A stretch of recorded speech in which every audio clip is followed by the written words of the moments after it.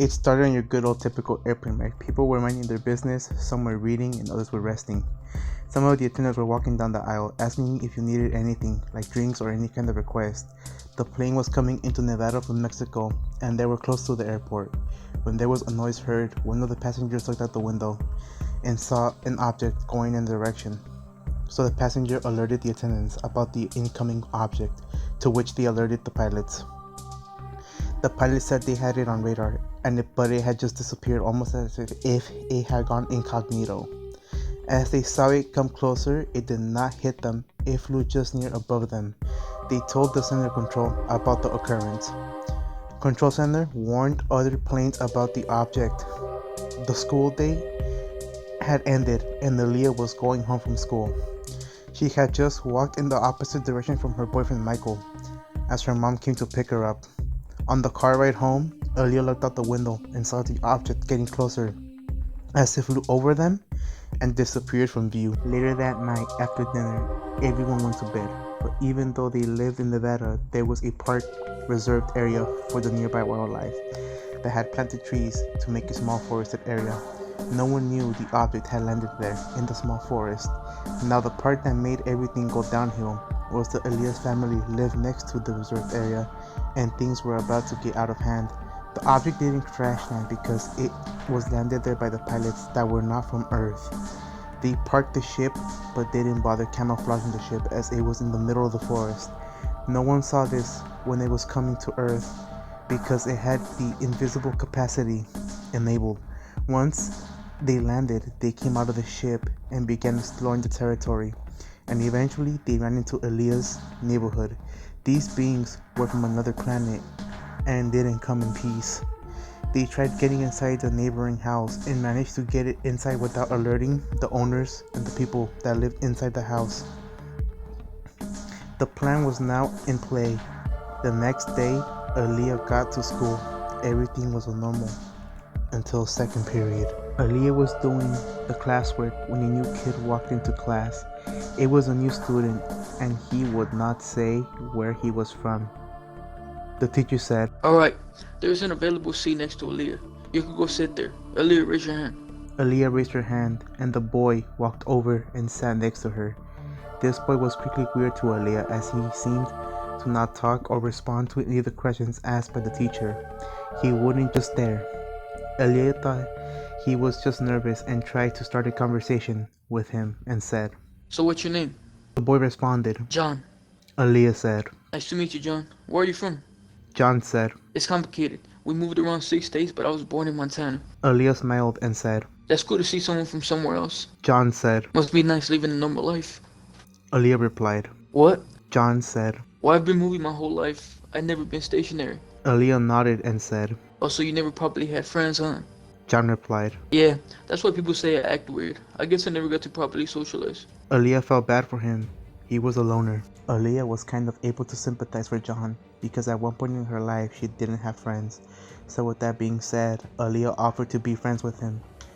John didn't know how to react. He just stood serious.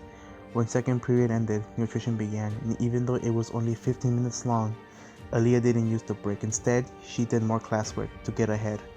Aaliyah was in the library when she began to notice that the librarian was almost like if she wasn't there, mentally. She was just staring at the wall. A group of delinquent kids walked in with food, and the librarian didn't say anything. Aaliyah looked around and began to notice that some kids were acting the same, and they were almost acting like John. Aaliyah walked out of the library confused and went to her third period class. On the way, the bell rang, and when she walked in, she sat.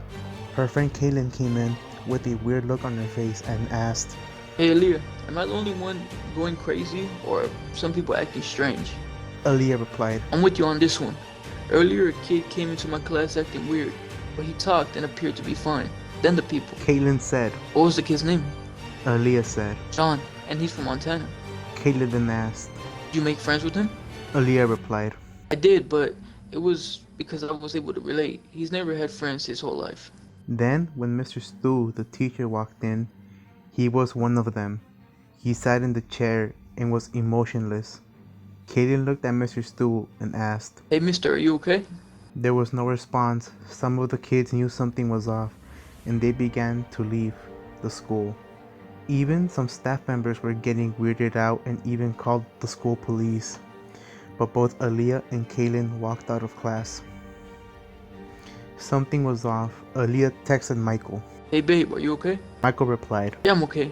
What's wrong? Aaliyah responded. Almost the entire school is acting weird. Michael was confused and asked. What do you mean weird? Aaliyah replied. People are not responding or doing anything. The teacher walked in and said nothing and sat on his desk, staring into space. Michael responded. That's a little spooky. Maybe you should leave. Aaliyah replied. We are, Kaylin and I. Michael responded. Okay, good. I'm at a doctor's appointment, so I wasn't in school today. Aaliyah responded. Okay, good to hear. You're okay. We're going to jump the fence. Michael said. Okay, see you soon. Love you. Love you too. Replied Aaliyah. Once they got over the fence, Kaylin asked. Where are you headed to? Aaliyah replied. Home. I don't feel safe. Kaylin was about to respond when they heard a bang, followed by a thump coming from the house across the street. Both Aaliyah and Kaylin both decided to check it out. Once they crossed the street and opened the gate to the property, they quietly snuck around the house. When they got to the backyard, they saw John. His back was facing them and didn't realize they were behind them until he punched a metal board and his fist went through. Aaliyah jumped from fear and stepped on a stick. John turned and saw them. Both Aaliyah and Kaylin screamed as they saw his green glowing eyes and bloody knuckles. They were about to run when John said, No, wait. Aaliyah and Kaylin kept running. John followed and said, Please. Kaylin turned to see John. John stopped running and tried catching his breath, and when he did, he tried to explain. John said, Please, I don't know what's wrong. No, no. He fell, grabbing his head, and screamed. Caitlin began walking back to John. Slowly. Aaliyah said, Kaylin, let's go. It's not okay. Kaylin replied, Look, I'm studying different kids of disorders. These look like split personalities. I may be the only one to help him. Aaliyah said. Don't. He's a monster. Kaylin dropped her backpack and slowly got to John. John was panicking, saying, They won't stop. They won't leave. Kaylin asked. Who won't leave? John said. The voices in my head. Kaylin got to her knees and said, John, don't listen to them. John screamed. I can't. He opened his eyes, and they were now a red-orange. Kaylin then said, Don't listen to them. Listen to me. as she grabbed his hand. John stopped screaming. Kaylin said, Listen to my voice. Come to me, not them. John was breathing heavily. Aaliyah asked. What are you doing? Kaylin didn't respond and instead put her hand on John's left cheek and You said. can do it, John. John opened his eyes and now they went from a glowing red to green and back to their normal state. John began to once again panic, saying, They're going to come.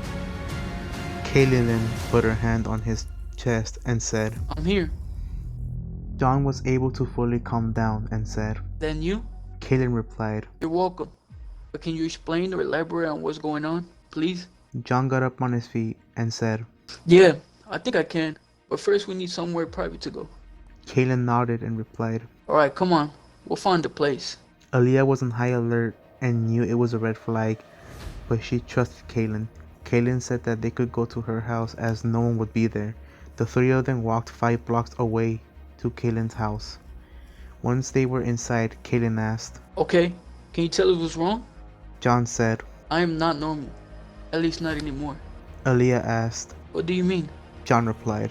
I must know something came. I don't know exactly. Besides, it came from space. Kaylin asked. Does this connect to what's going on And you? John replied. I'm positive it does. Aaliyah responded. Continue. John spoke in a tone that indicated trauma and said, These things try to do something to me. I was able to escape. My family didn't. Aaliyah and Kaylin felt bad for John, but they couldn't relate. Aaliyah said, I'm sorry for wanting you to leave and not help you. John replied. Don't worry about it. It's all good. Kaylin then asked. How did you know they were here? John replied. I was able to sense it. That's why I came here. Aaliyah then asked. So if they're here, they aren't in peace, huh? John said. No, they aren't. We should be in a state of panic. They started brainwashing people. Kaylin and Aaliyah began to believe the end was coming, but they had to warn the city, heck, even the whole world. The day continued to go on by, but the danger was rising. Aaliyah headed home, but when she got there, her parents were acting the same way. Aaliyah didn't feel safe, so she went back to Kaylin's place. When she got there, John knew he felt it and said, I'm sorry for your parents. Aaliyah thought it was creepy, but she knew he was able to sense things. Then John's eyes grew orange and said, I know where the ship is. Aaliyah replied. Where? John responded. The reserve. Kaylin was going to ask for directions when John took off. Kaylin followed him, and with no choice, Aaliyah ran after them. Aaliyah tried to call them and call the authorities, but she had no signal. They had taken it down. Every second that passed, it was one step closer to doom or fate. There, not much interaction on the way until they arrived. Kaylin asked. Where to now? John replied. No, you two stay. This is my fight. Aaliyah replied. No, it's our fight too. John's eyes grew red and said, Stay here. Aaliyah didn't reply, nor did Kaylin. John took off into the woods, but Kaylin began to follow him. Aaliyah asked. What are you doing? Kaylin replied. I'm doing what's right. Aaliyah responded. I want to help too, but he said to stay here. Kaylin said. I'm not going to let him do it alone. Aaliyah responded. Why do you even care about him? You barely even met. Kaylin replied. If this was you, I would still be doing the same thing. Aaliyah sighed and began running with Kaylin after John. They ran for what felt like a mile until they were greeted to the sight of a great platinum shuttle stationed in the middle of the woods. Aaliyah said. There it is. Kaylin swallowed her saliva and said. The ship. Come on, he needs us. Both Aaliyah and Kaylin snuck up onto the ship and tried to be stealthy until they saw a room named The Experiment.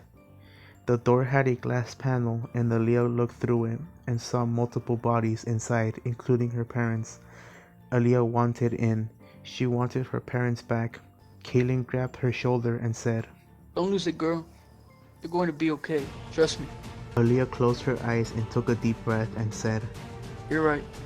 She let go of the doorknob and backed up. Kaylin couldn't find John, so they walked deeper into the ship. The more rooms they passed, the more weirder it got. But it had to happen. They saw a room that was empty and the door was wide open. Their curiosity got the best of them, and they went in. The room was dimly lit, and that's when they discovered it. The plan behind everything. There was documents on the table that read, The testing has begun. Therefore, the experiments have been started. Caitlin said. Aaliyah, look. Aaliyah turned to see the document, only to discover that John was an escaped experiment. But then her heart dropped when she saw the document was written by Michael. To be continued.